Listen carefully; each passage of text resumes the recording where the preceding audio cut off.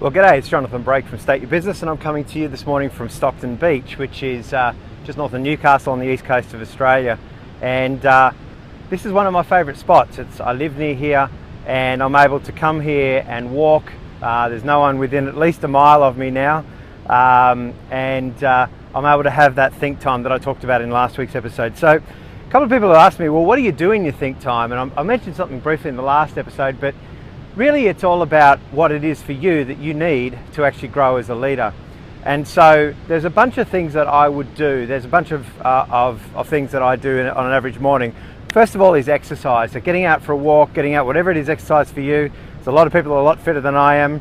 I'm in the middle of really changing the way I eat and exercise at the moment. Obviously reaching the 40s, you realise things have got to change.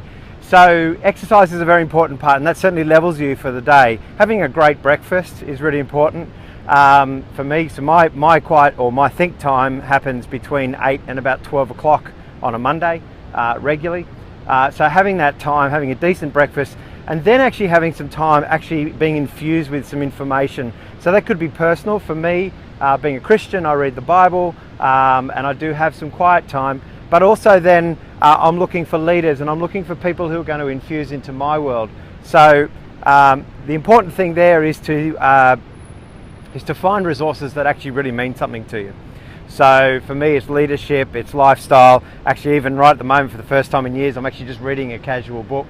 So finding those things that are really important to you, that allow you to have that think time. But the important thing is that there's time for strategy. And the last hour or two, I will sit down with a book. It's usually a mind mapping, like a handwritten mind mapping book, and I'll think through what's got to be done, what strategies I need, what tactics I need to develop, how I need to improve, who I need to engage.